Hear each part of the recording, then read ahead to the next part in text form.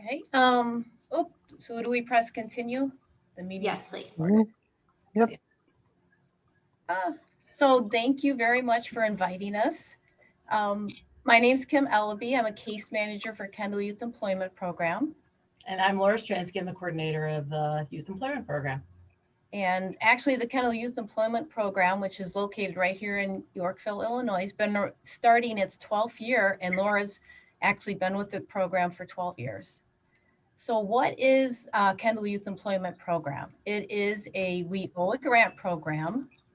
And actually WIOA stands for Workforce Innovation Opportunity Act, which means it's a federally funded workforce program. Let's see, do I move this? The slide or? Oh, no, I'm sorry. Yes. No, that's okay. Just let me know when you're ready to go and I'll. Come on, Megan, you got for ya. this. Can we do some editing with this? So what is the Kendall Youth Employment? What do? We serve young adults age 16 to 24 that need our assistance or additional support in gaining work experience, job experience, help with employment, maybe help identifying or starting a career or deciding what they want to do after high school, if they want a job training or to get an associate degree.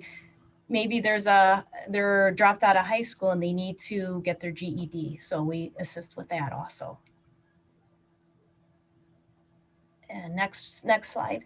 Thank you. How can you qualify for the program? You can be either an in-school youth or out of school. If you're in school, the age should be 16 to 21 years of age. If you're out of school, 16 to 24. And because it is a federal program, you need to be eligible, so you have to meet certain barriers. Now there's a list of barriers. It's not all of the barriers. And you don't need to meet all of them, just one of them. And like I said, they're not all listed, but maybe individual with a disability, a youth that's pregnant or parenting, maybe a youth that's dropped out of high school, needs his GED, a youth that is in court or on probation, maybe a youth that's in foster care or homeless, a youth that's basic skills deficient, so a youth that's tested below the 9th grade level. And then there's other barriers too, not all of them are listed, and we could discuss with the parent or youth if they had questions about how to qualify. Next slide. I have a question. Yes, Tina. Could you automatically say a youth with an IEP would qualify? Absolutely. Yes. Okay. Yep. Automatic qualifier. Yep. Okay. Some of our benefits are paid work opportunities. So that's like a internship that we subsidize at one of our work sites so they can gain job experience.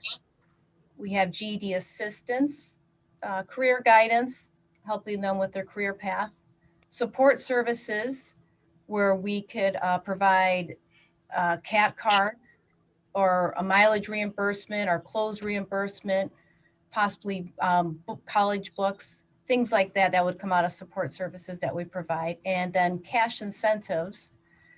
How do you earn a cash incentive? If you enroll as an in-school youth, you can earn a cash incentive by getting your high school diploma.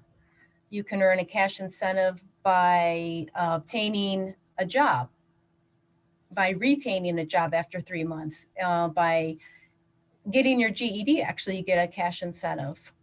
Increasing your math or reading scores if you work on your math or reading. When you enroll, we have to test for a basic skill level. You take a test, and if you can increase that by 1 grade level, you can receive a cash incentive. And next slide. Success stories.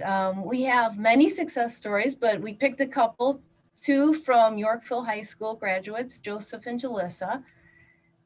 They enrolled in the Kendall Youth Program looking to work on their job skills and find a job.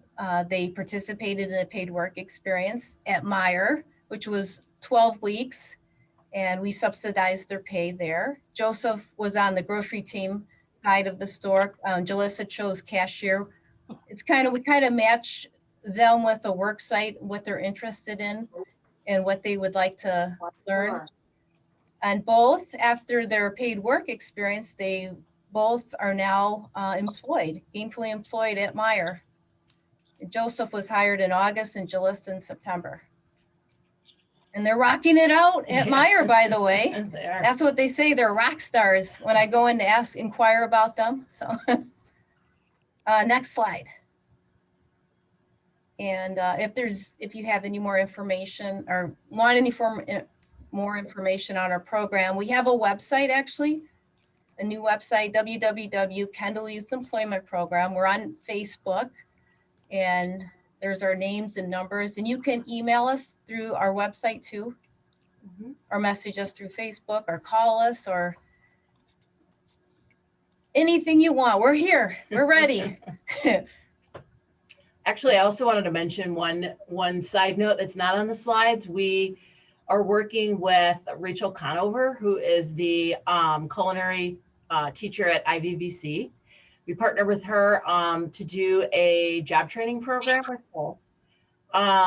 And it's been hard. We're supposed to start last year, but with COVID, it didn't work out. So we actually just started the training virtually in April, and that will run 6 weeks with 4 youth.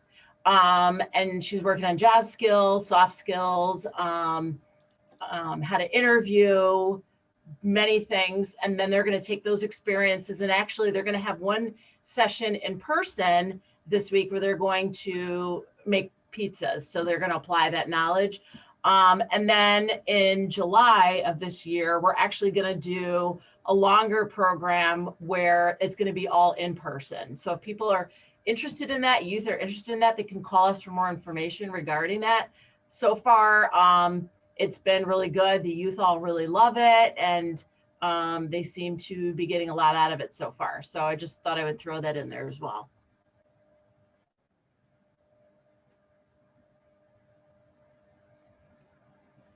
Thank you, Kim and Laura. Nina, I think at this time, Lori is gonna present. Hopefully. Yes.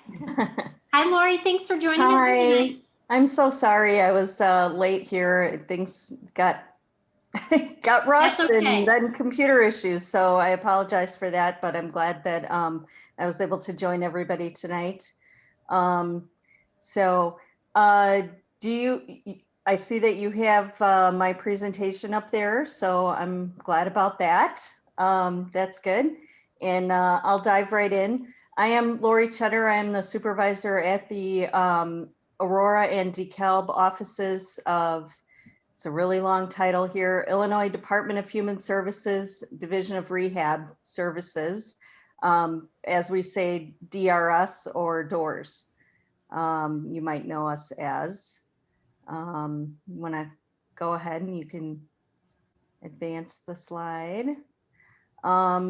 Division of Rehab is part of Department of Human Services, which is actually a really huge agency in Illinois.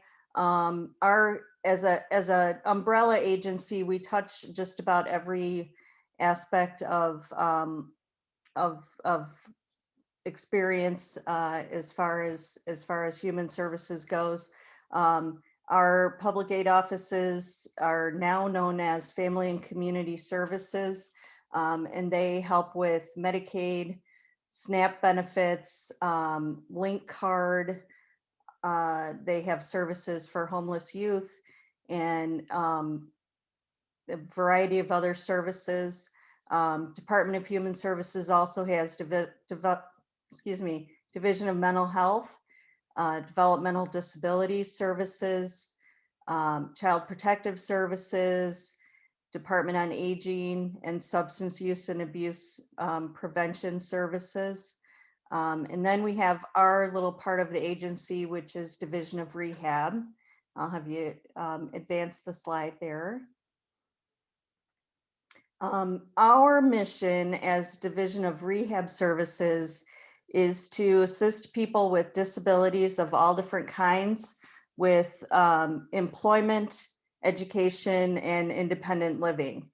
And so we're really all about helping people reach their potential, whether it's in the home, in the community or in the workplace.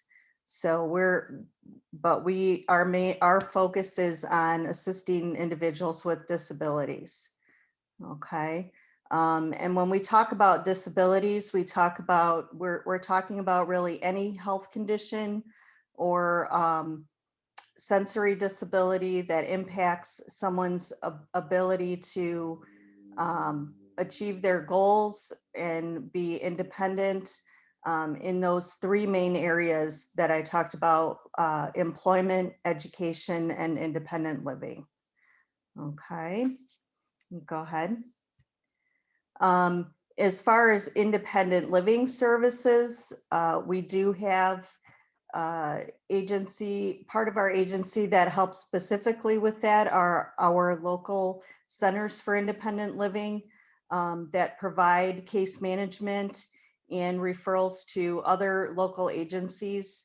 And in our area that are covered by my two offices, that would be Aimsill in the DuPage, Kane, and Kendall County areas, and then Ramp, which is serves the DeKalb area. So the area that we're talking about for our purposes tonight would be AIM Center is the Center for Independent Living, and you might have had some contact with them through their Fast Track program that they run with Division of Rehab.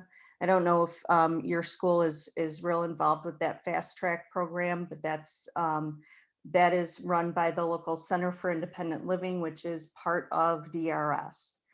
Okay. You can go ahead and advance the slide to the next one. We also run, Division of Rehab also runs several schools throughout the state of Illinois, including Illinois School for the Deaf and School for the Visually Impaired, both of which are both located in Jacksonville. And then we also have two schools in Chicago, right near the medical campus in Chicago. The first one is ICRE W or ICRE Wood that assists people with visual impairments, blind and visually impaired, with learning how to live with that impairment and become more independent with transportation and independent living skills. And the second one is ICRE R. There's a little typo on this presentation here. ICRE Roosevelt assists people with mobility impairments. So people who use wheelchairs or have other mobility impairments. And they actually have a really good transition program for youth who are exiting public school, who need assistance with learning how to navigate adult life and independent living. Students can live on that campus in Chicago for a year. They go down on Mondays, come home on Fridays, and learn independent living skills and vocational skills at that campus. And then they also assist with employment related skills as part of that program. So that's an interesting program and one that we run in conjunction with those with that center. So, okay. And then as far as local offices and including the offices in Aurora and DeKalb, we have 46 offices located statewide that assist individuals with disabilities with a variety of programming. We have 2 locations in Kane County, the Aurora office and the Elgin office, and 1 location in DeKalb. Our Aurora office is the one that serves our Kendall County population.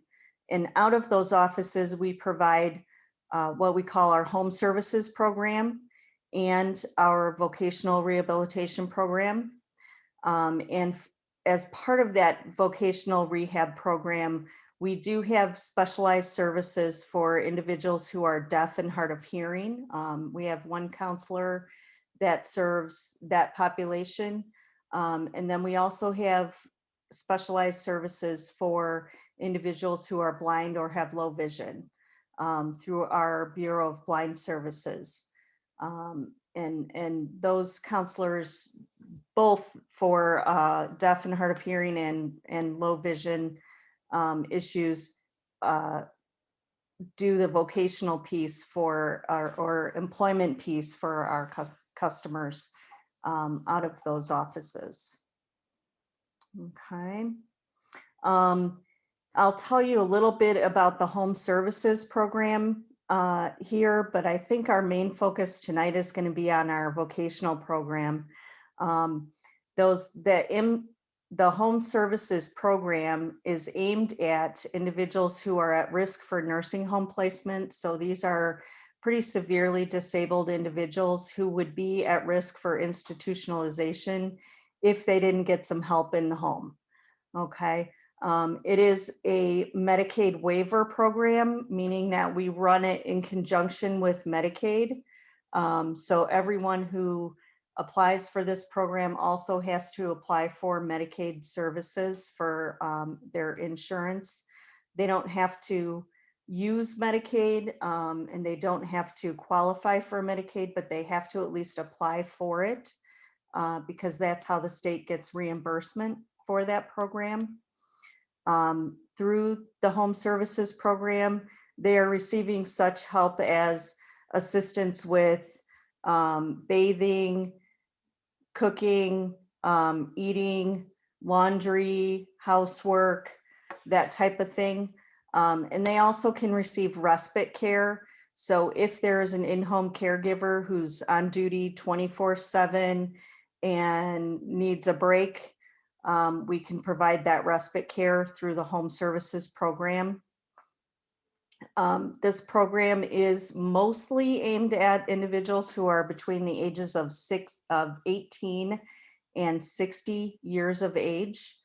But we do provide that respite care for some of our students under the age of 18, mostly for summertime or like holidays. And you know, we have been providing that for more folks. I would say respite care has increased over the course of the last year, of course, because our caregivers are really stressed right now with the pandemic and people being home all the time. So that has become more and more prevalent, I will say, in the past year.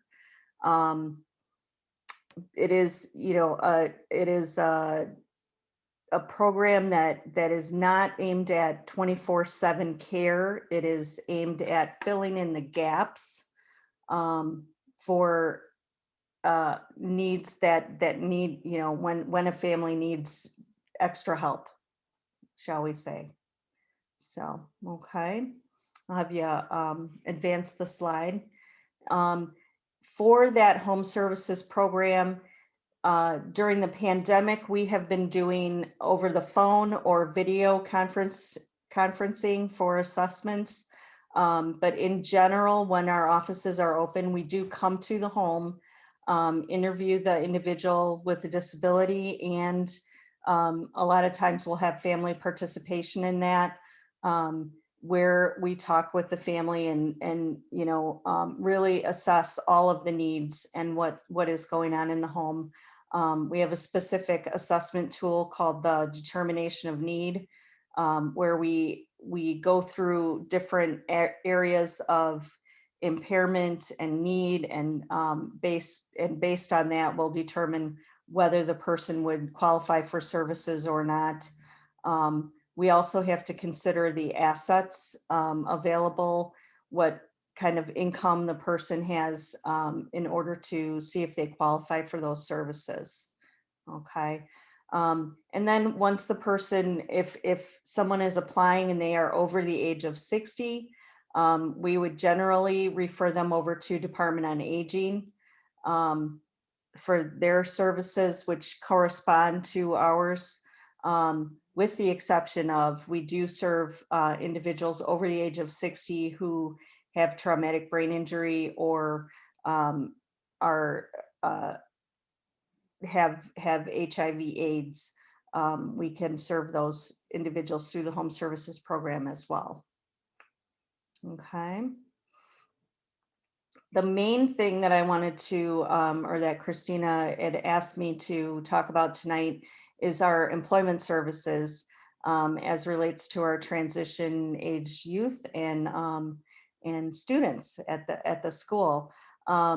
DOORS is really, or DRS is really, this is our big program that we work with schools on. And we can help individuals and students with all different types of disabilities. And this is just a list of the kind of things that we assist with. For students that are exiting, we're looking at either job placement or training for employment. And we can help with information and referral to other agencies who provide that training. We provide vocational counseling. We can help with what we call physical or mental restoration, which might include referrals to and assistance with paying for assessments like hearing assessments, psychological evaluations, things like that as relates to employment. We can also do assistive technology evaluations and provide that assistive technology, which comes in very handy, especially with our students who've been using the school's equipment all through high school, and they may need equipment of their own when they exit. We can help provide that. And then we provide supportive services once they get a job, in terms of job coaching, assistance with going to interviews, getting ready for the interview, and then assistance with job coaching or learning the job once they get the job. And then we also have a business engagement division or team that helps with employer engagement and making sure that we are able to assist people with jobs that are in demand. So we meet with a lot of employers in the area and talk with them about what's up and coming, what kind of things they need from employees going forward, so that we can help ensure that they're getting great candidates for their jobs. Let's see. We do focus a lot on services for youth in high school and beyond. We actually have a contract for STEP contract with Yorkville High School, where we provide some funding for vocational services. Our services for youth run all the way from 14 and a half when their IEP goals include transition services and targeting employment, all the way through age 24 is what our agency considers youth. So school might end at 18 or age 22 for public school students who are involved in special education, but we will consider them as a youth until age 24. Okay.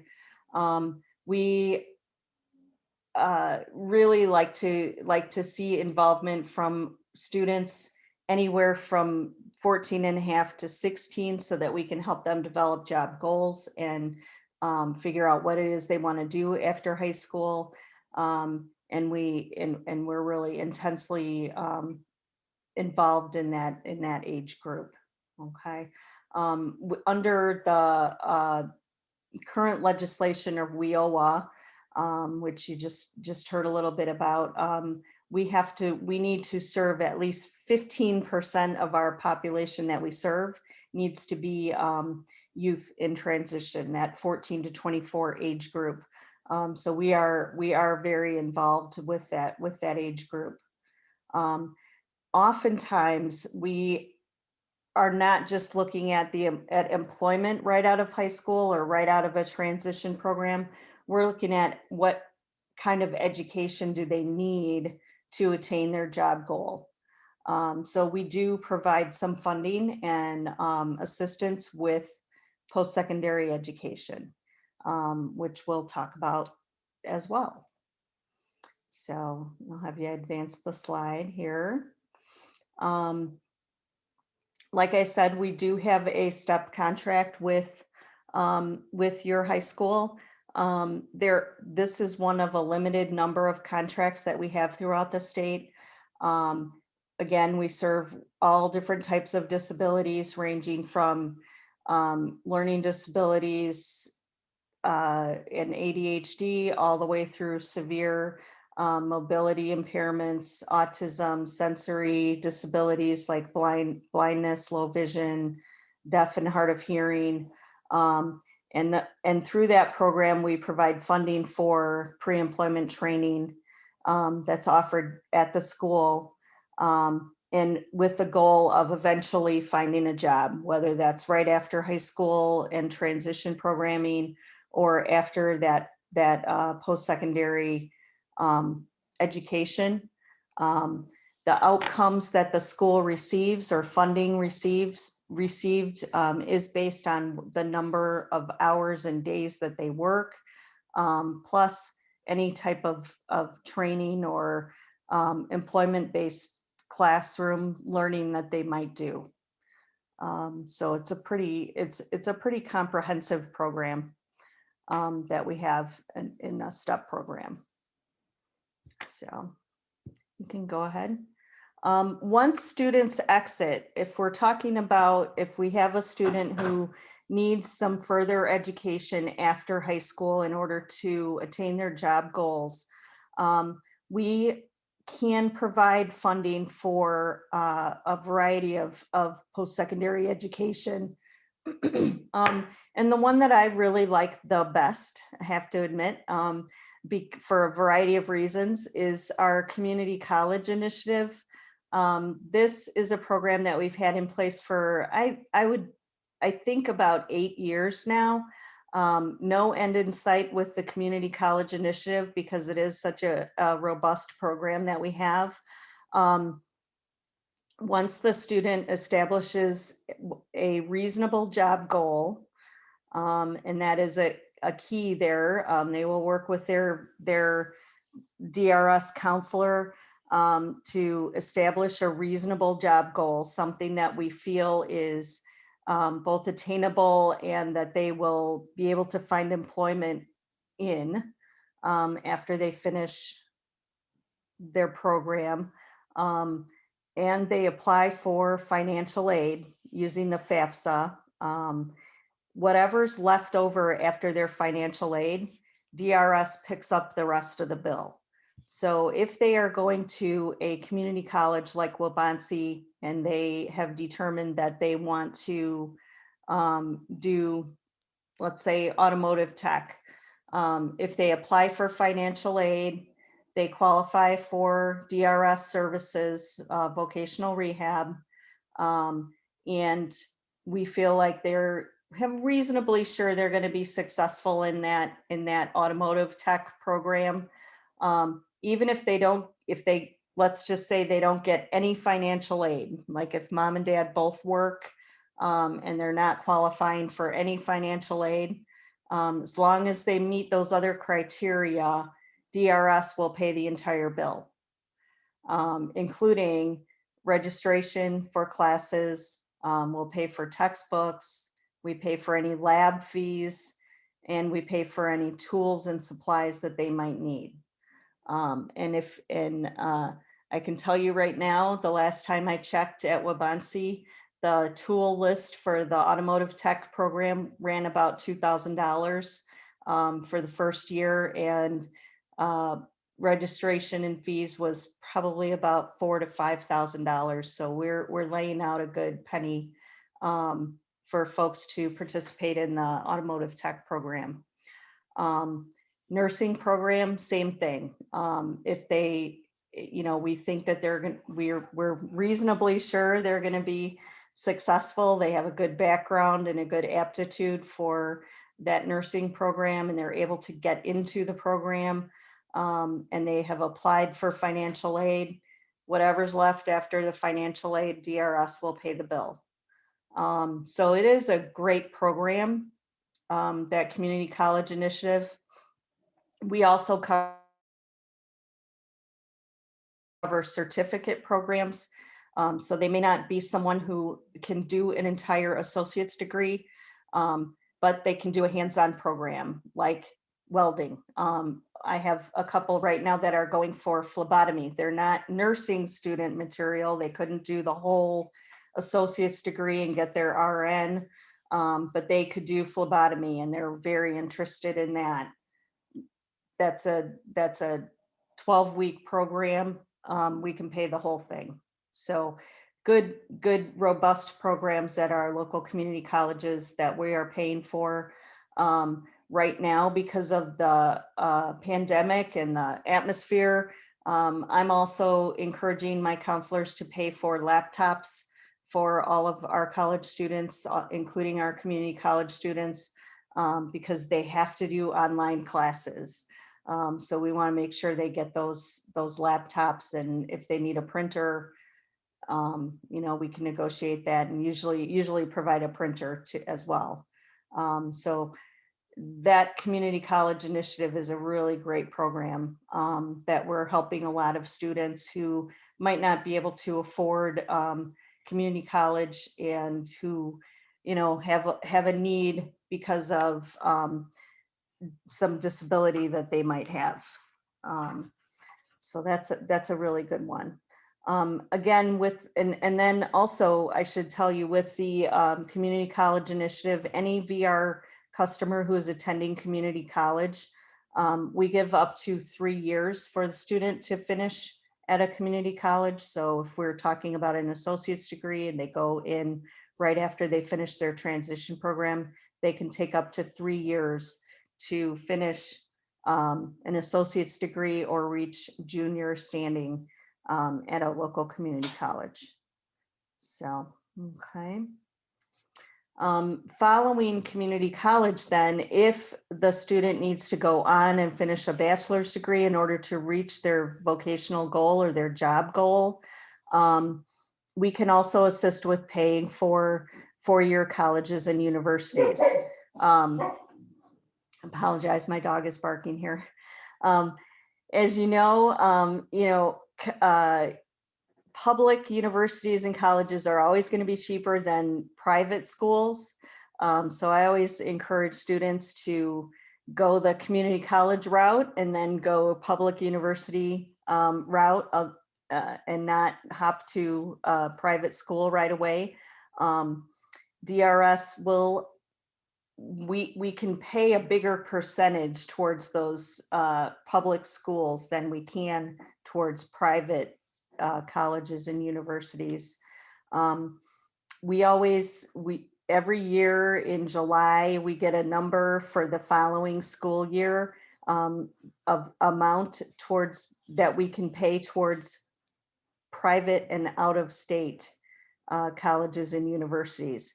This year it is $14,905 that we can provide towards private and out of state colleges and universities, which comes out to about $7,400-ish per semester. And I can tell you right now that goes a lot further at a public school than it would towards a private school. I have one student that's going to Elmhurst next year, and her bill is going to be in the neighborhood of $50,000 a year. And that $14,000 or $15,000 it'll help, but it's not going to pay the whole bill. Okay. We do take into account the family's income when we're considering financial support for students at four-year schools. They have to apply for financial aid, just like our community college students. And they have to apply every year for financial aid because we're going to take advantage of that before we look at how much can DRS pay.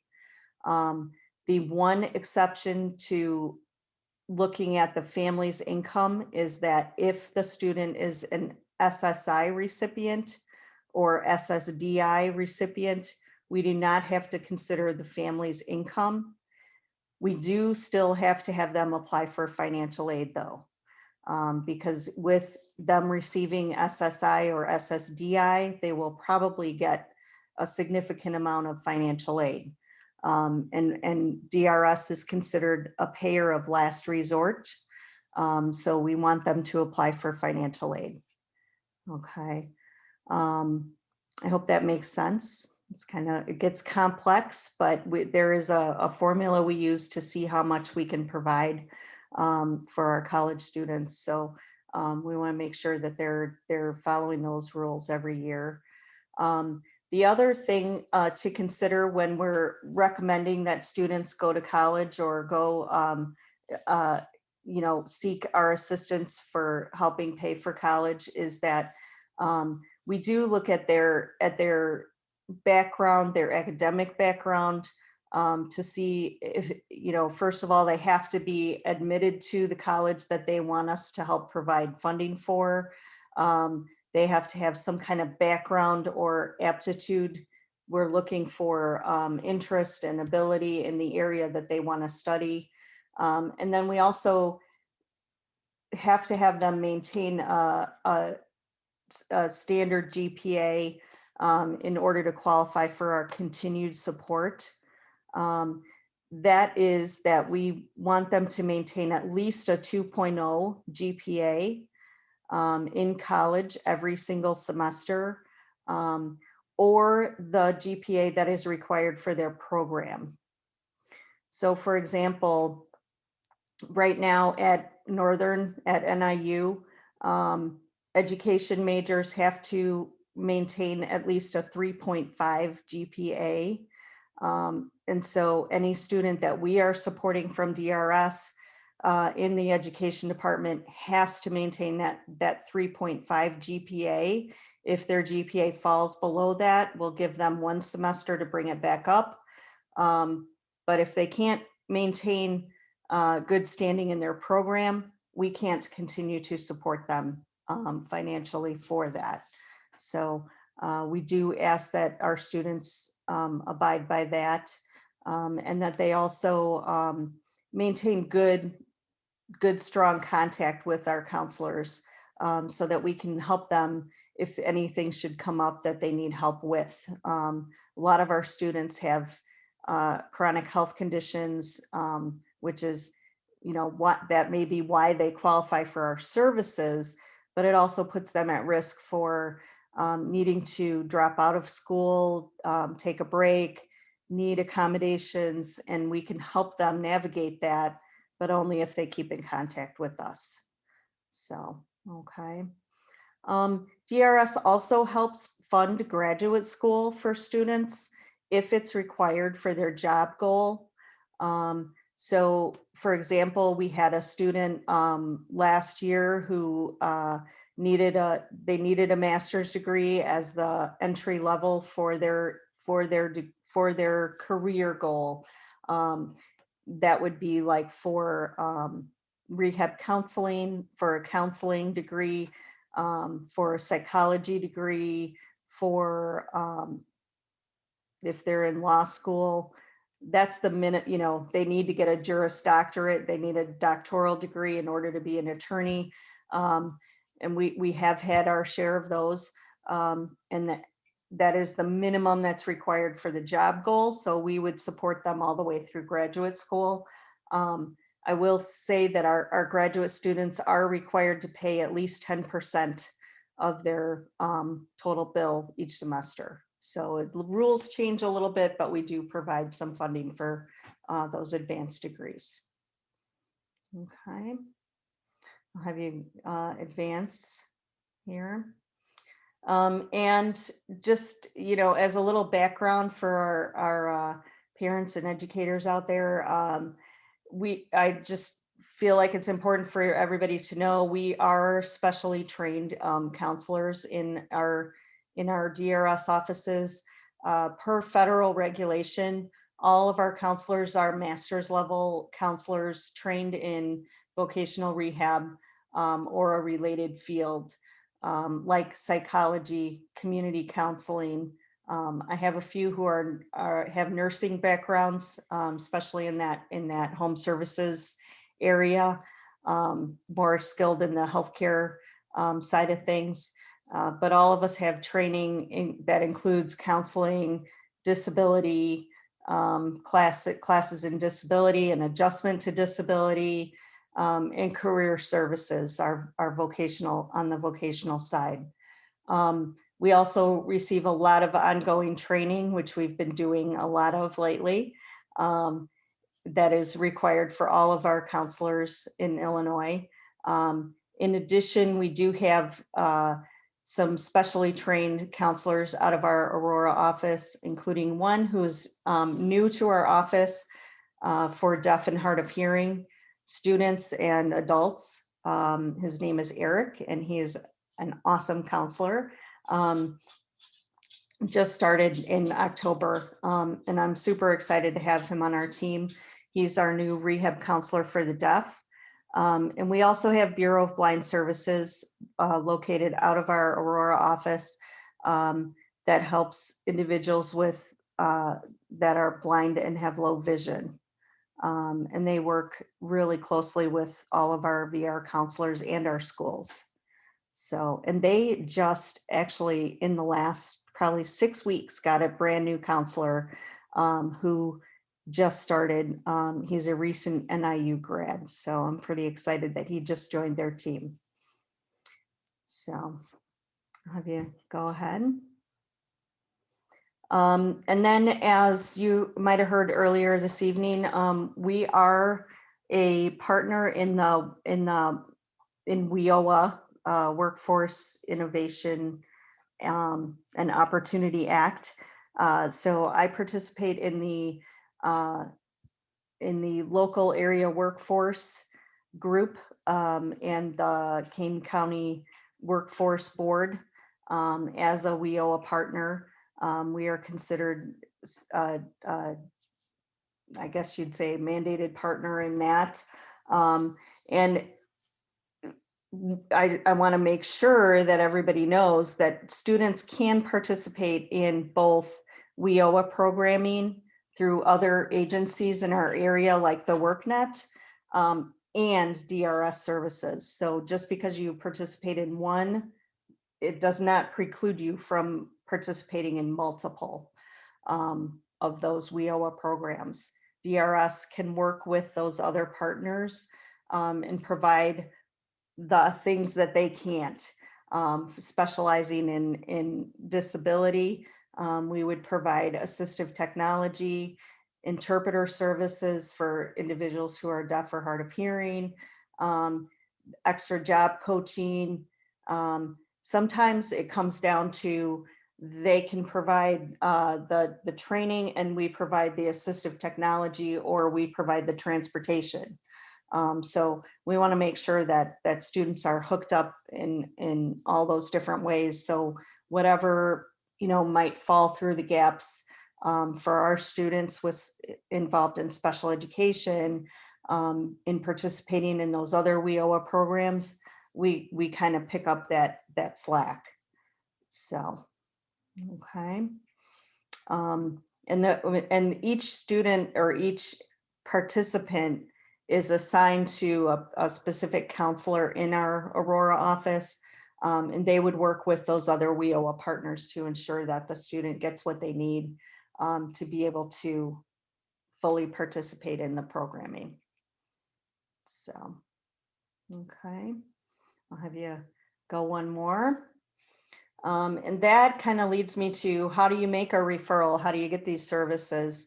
The fastest way that you're going to have to make a referral for a student is through our teachers here. So Nina is our STEP coordinator at the school, and she provides those referrals for her students and for students in the school. If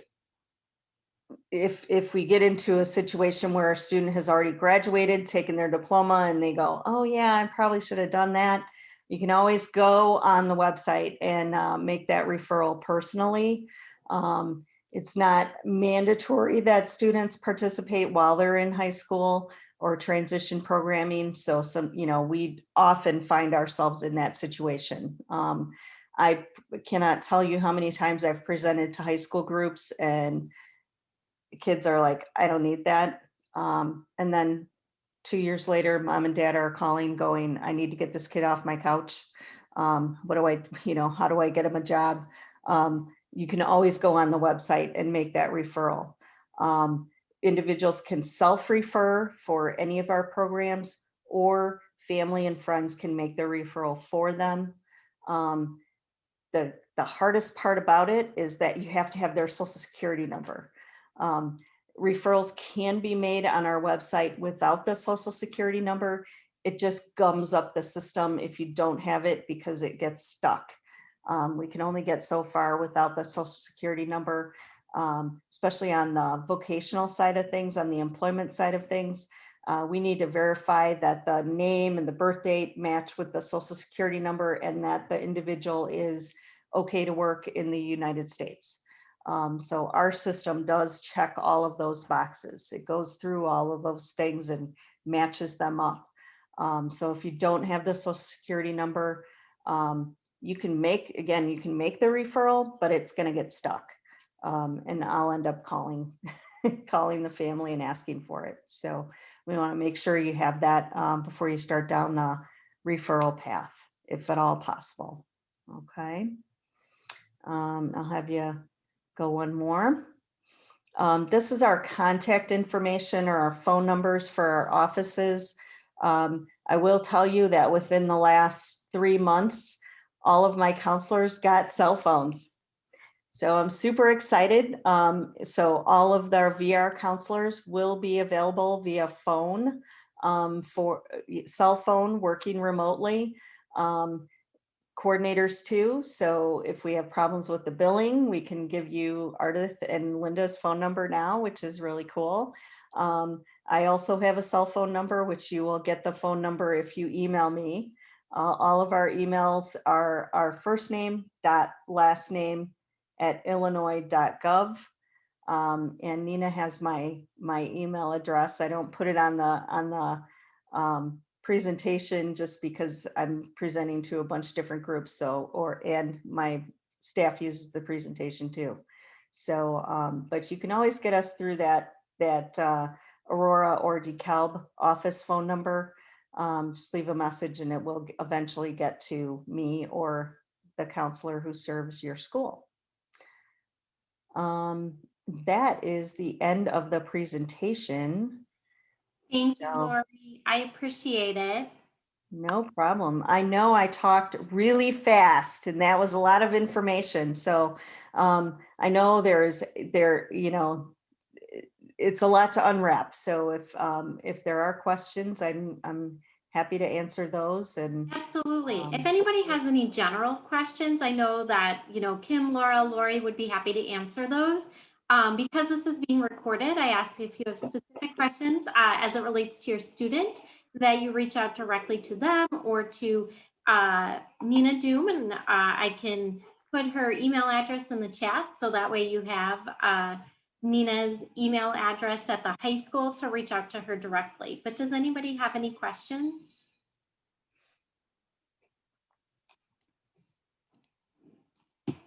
Try really hard to have good wait time, but sometimes I'm not real good at that on Zoom. I just wanted to add, especially when it comes to that Social Security number, a lot of people are kind of hesitant with giving it out. I do, once I get that referral, all of that paperwork is locked up, and the information, especially the Social Security number, is shredded after that information is in the system, and we don't no longer need that black and white hard copy of it. So your paperwork is safe once when you hand it to me, but we do, again, as Lori stated, need it for the referral process. Right, and and from our office, we're bound by HIPAA rules. So we are as secure as it comes, in terms of keeping the information private, that type of thing. We don't share that with anyone outside of our case management system. We've been working remotely here for a year, and my counselors are frustrated, but understand that they're not allowed to bring files home. They can work online, and the case management system is very secure. Everything is encrypted in and out of our email, and getting more secure all the time. So. You guys hear me? Yes. Hello? Oh my gosh, awesome. All right. I have a question. For transportation, I know it was mentioned under the WIOA program. Is there any transportation help like with anything else? Because that's a big deal, at least, It is, and from the DRS standpoint, we do help with transportation for our students and our newly employed workers. We in general for community college, we will pay transportation once to and from each day that they have class. So if they have to go to Wabansie from home 3 times a week, we'll pay three times to and 3 times back home. If we have a job seeker who needs transportation to and from work, we can pay for transportation. I usually give about 2 months worth of transportation for them if there's a need. And the reason for that is, of course, when we first get a job, we don't have money to pay for that transportation. But it is part of learning how to manage your money after you start working, right? So I want people to learn how to budget their money appropriately for needs and wants. That's part of it. Transportation is a need, which they might not have money for right out the gate, but eventually they're going to get a paycheck, and they need to start saving that money and using it for their own transportation. So again, I will usually pay for about 2 months worth of transportation for job seekers that are adult job seekers and, that type of thing. Usually for our STEP program, for an on-the-job training, schools are providing the transportation to those on-the-job trainings. But once they start the job, we can look at that. So. Is there like help making a budget or something, like how on DRS in general doesn't provide help making the budget because that's more of a life skills function than an employment skill. We would consult with that, and we would also provide link ups to other agencies for adults who need assistance with making a budget. So we could refer to case management at the Center for Independent Living, for example, or if they're working with a community-based agency like Association for Individual Development or Opportunity House, they could provide that assistance for them. We do help with budgeting in our WIOA youth employment program. And that's a part of what we do. And as far as transportation goes, we do offer support services. And it's not specifically a time limit where we do, like, Lori was talking about helping pay for. So we partner with the CAT bus, which is in our office here in Yorkville. We provide CAT cards for youth to get to and from a job or to come to our office. Also for youth that drive, we provide mileage reimbursement. So we have some youth now that are in training programs. One's going for a dental assistant program at COD, and it's a drive. So we reimburse her mileage for that. Yep. So yeah, we definitely do that. We also have some youth that have been able to utilize the Ride to Page, who live kind of in that area of Kendall County, that's kind of, you know, the Wheatland area. the Wheatland Township. So they don't get the CAT service. So we've hooked up some youth with the Ride to Page. And so that's been going well too. But that's definitely a big support service that we provide, as well as budgeting, soft skills, all the parts of that, you know, how to get a job, keep a job, and then what do I do, you know, as far as money management goes. So. Okay, so that's through the school, was that through, or? That's our program is Kendall Youth Employment Program. So we're a workforce, we're the Workforce Innovation. It's a federal program. Our office is in Yorkville. So we're actually housed at the Regional Office of Education. The old historic courthouse right in downtown Yorkville, we're right there.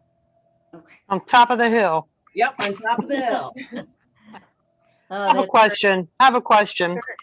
I realize not all students are capable of getting their driver's license, but there are programs out there that helps students with special needs learn how to drive. My son went to one. Now, is that something we want the school district to take care of, or is that something, Lori, that DRS would help with? It the really student? depends on the student. There's not a lot that DRS can help pay for while a student is still in school or transition program. That falls under that category. It's kind of a gray area there. Okay. A lot of times I have students who the school district paid for the evaluation, but they're not going to pay, you know, they may not pay for the driving classes. So we look at that, and like at Marion Joy, there's one or two other in the region, but you know, we would negotiate that on an individual basis with the school district. Once the individual is out of public school, we can help pay for the driving lessons and portion of it. We can also pay for modifications to vehicles. So if they need like hand, what do you call it? Hand control. Like grips or something for the hand, for the steering wheel? Right, gotcha. Or hand Gotcha. control. Modifications. Yeah, van modification, things like that. We can help pay for those types of things. But the vehicle has to be a certain, we have to, it can't be a clunker that's gonna conk out after 6 months. We kind of have to look at the vehicle and make sure it's gonna be reliable, things like that. You know, so we do assist with those things. So, but that's good to know. It's a real individual basis. So, yeah, that makes sense. That's good to know. I just thought that would be good information for everyone. Thank you. Absolutely, absolutely. Any other questions before I end the recording this evening? No. I don't have any more. Tina, you'd be the one I would expect to have some questions, so that means I have to end it. Thank you everybody for joining us this evening. We are going to send this out to the rest of our families at the high school, just so that way they are aware of these services. But like I said, if you have any questions, please feel free to reach out to Nina Doom at the high school. And I'm going to put her email in the chat right now, because it's, and I didn't even spell it right, Nina, I'm so sorry. It's Doom at y115.org.